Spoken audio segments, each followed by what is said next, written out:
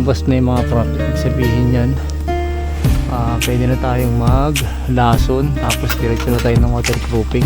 Kukuha lang tayo ng kalahating litro nito.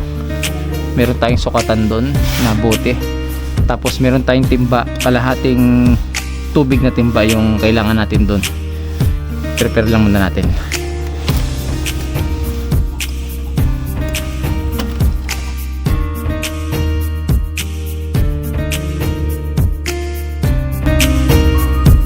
Sobrang dilim mo. Kaya kailangan pagka nagganito kayo, meron kayong shades. Ako may gamit akong shades ngayon, tsaka itong gloves. Sukat na sila sa toilet bowl natin na may flash. Bilog yun ha. Kasi 4 yan pre. 4 yan.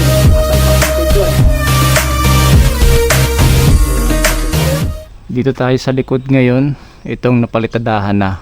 May mga 1 week na itong napalitadahan.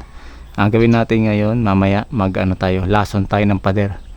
Pero bago tayo maglason, gagawin natin, tatanggalin muna natin yung mga ganito, yung mga sobrang bato-bato, semento. Yan, preparation natin yan para sa ating waterproofing. Gumawa ko ng ganito para madali yung ating pagtanggal ng mga sobra-sobra. Ganyan. Umpisa na natin. Let's go.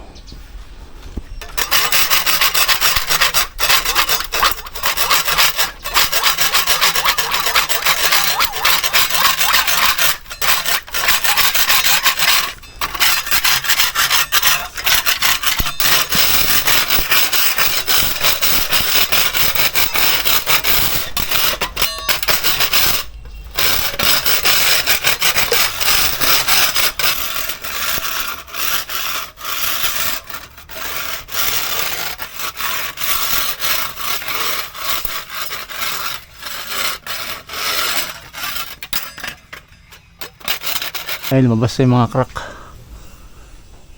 May 6 days na yata ito. 5 days pala. Lumabas na yung mga crack. Ibig sabihin yan, pwede na tayong maglason, tapos diretso na tayo ng waterproofing. Ayan na. Okay, ang gawin na natin, maghalo na tayo ng ano bang tawag dun? Panglason sa pader. Dito natin ito ilagay, baka gamitin pa natin mamaya. Ano to eh? Nag-ano sila dito na bistay. Ayan yung ating mga nabistay na kahapon, tapos plus ngayon. Yung buhangin natin medyo paubos na. Order na tayo ulit. Pangpalitada naman yan dito sa harapan, dito sa loob, tsaka sa CR. Kulang na kulang pa yan. Gawin natin, prepare natin yung ating panghalo ng semento, panglason sa palitada. Ayan, ito yung gamit natin, Boysen. Kukuha lang tayo ng kalahating litro nito. Meron tayong sukatan doon na bote, tapos meron tayong timba, kalahating tubig na timba yung kailangan natin doon. Prepare lang muna natin.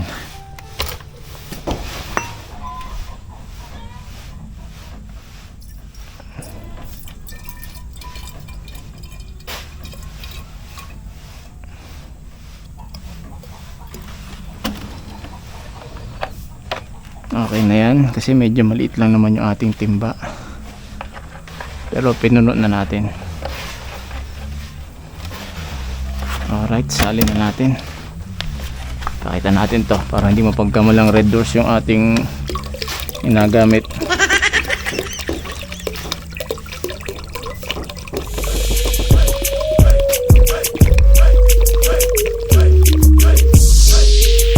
Okay, haluin na natin mabuti yan.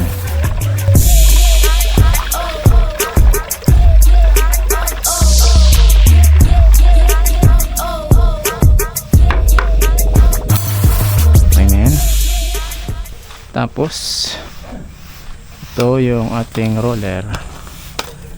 Subukan na natin. Uy, basa.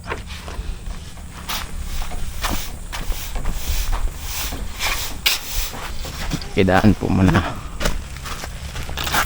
Sorry. Pero lagay daw dyan ay. Lasunin natin yung pader na yan. Okay, doon.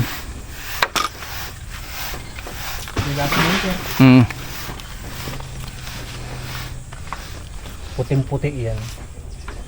Dami.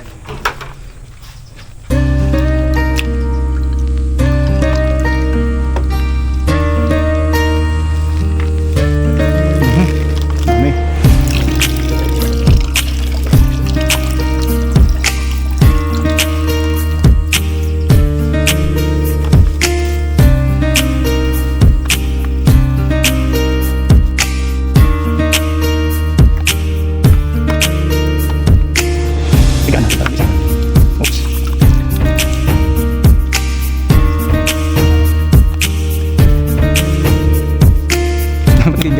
Nalabas. Ayun roller. The next day.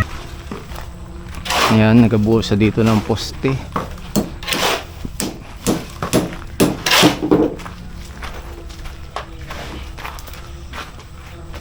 Meron tayong isang mason, si Manong, at isang labor. Ano po?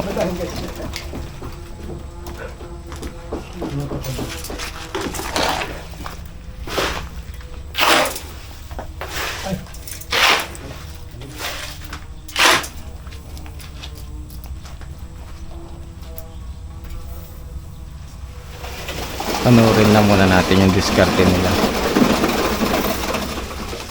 Silipin natin yung CR kasi madilim.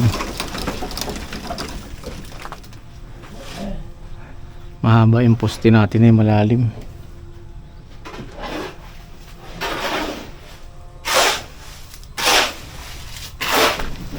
Ang simento natin paubos na. 1, 2, 3, 4. Apat na lang.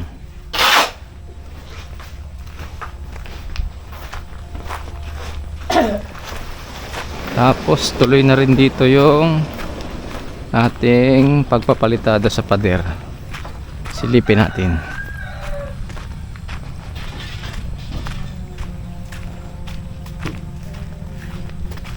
Hindi ko alam kung nakadalawang simento na sila.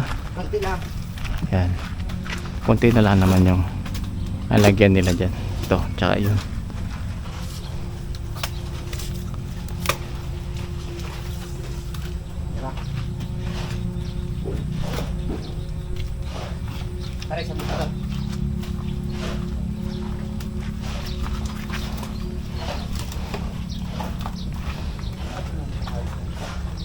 Itong parte yung pinakamakapal hanggang dyan sa poste. Pak.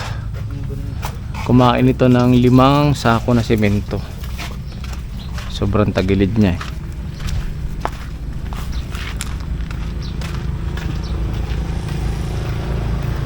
Sana hindi umulan. Baala kong maglaso ng pader sa likod. Hintay lang tayo na medyo uminit pa para matuyo yung pader natin.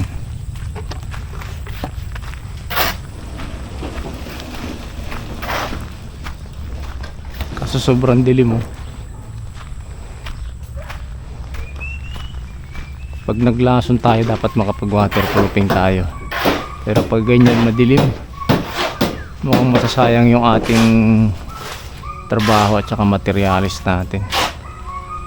Sobrang dilim mo.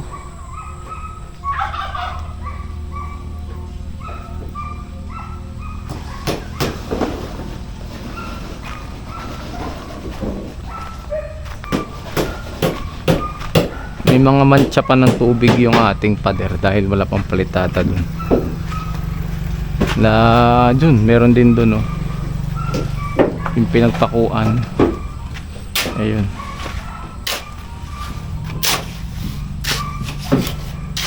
Mukhang kailangan na natin ng buhangin. Magpa-order ulit tayo ng isang truck.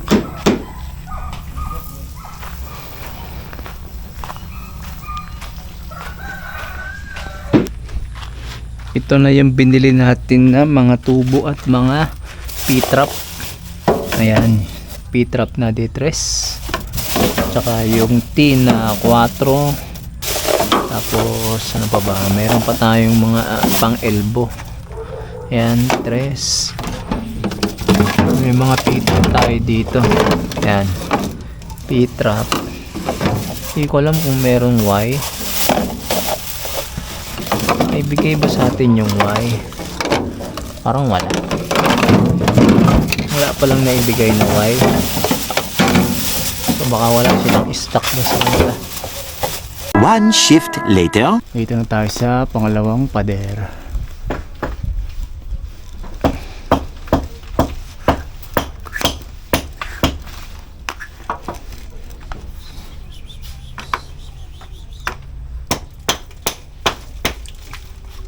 Pre!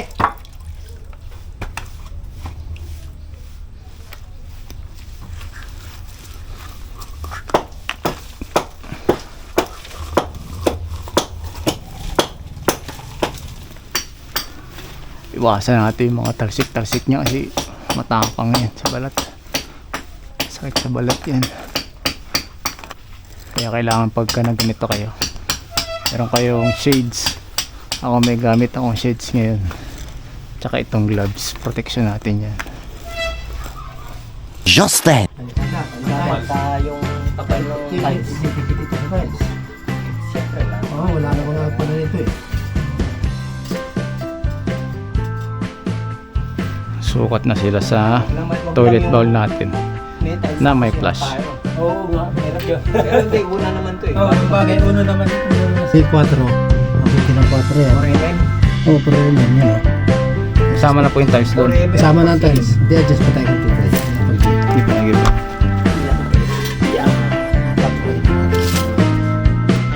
Oo. Yan, adjust pa tayo dyan. Punto. Yan na po yung lahat-lahat. Oh, lahat na. Tiles at tara.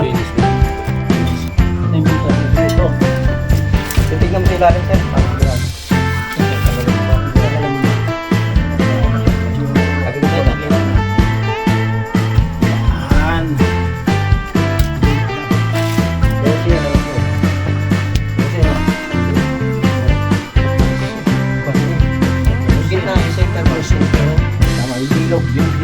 Yung bilog yun ha. Yung tubo natin dito. Kasi 4 yan, pre. Oo, 4 yan eh. Asalpak natin doon. Ano dito? Ay, katutang. Ano natin? Shit eh. Asintro. So, may elbow tayo. May elbow ay. 15. Yan siya ang sintro. Gusto nyo nang kunin mo yung sir. Kasi, yung ano, mamaya, Patay, ito ka magano, labas yun. Gawa na may elbow tayo ay. Oo. Kasi, ang labas Wait dito. lang, meron tayo dito keeping hammer na eto maliit, tari ko. Problema, hindi ko na alam kung saan ko na ilagay yung bala nito. Ayaw, 15.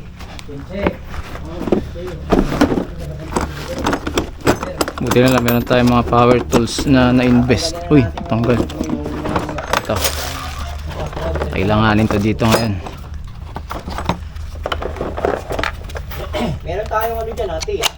May labas dos. Yung ventilation. Okay. Yeah, bigyan natin ito. Hindi ko na alam kung saan napunta yung isang dulo nito.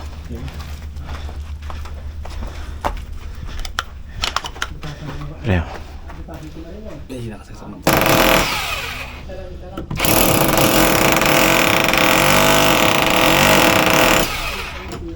Okay.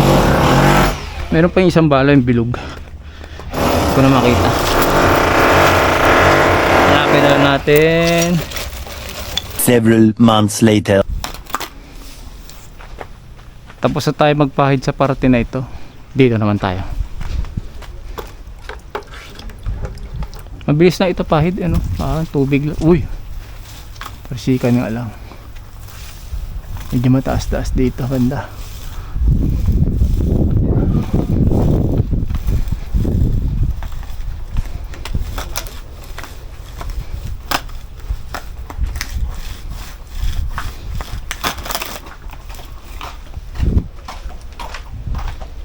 Pako pala dito isa.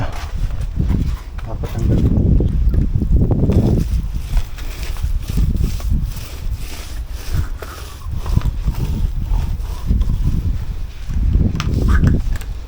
Daling masira yung roller. Oh. wasak agad yung dulo.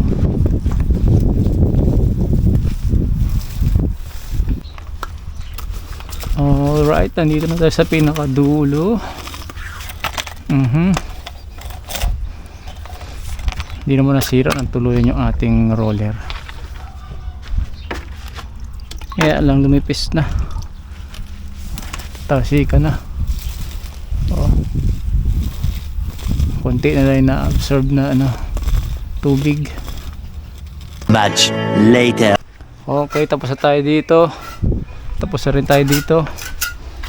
Okay na tayo. Bahala na si Mason yan. Meron na sa mga balikan yung mga pinagtanggalan ng bako. Kailangan puruhan ng simento para hindi mag-leak. Meron pa tayong abalikan yan, pero konti na lang yan. Tsaka ito, konting parte na lang yung walang lason. Tayo mga natin matuyo yan. Pwede na tayo mag waterproofing siguro mamaya hapon kapag hindi umulan. Alright.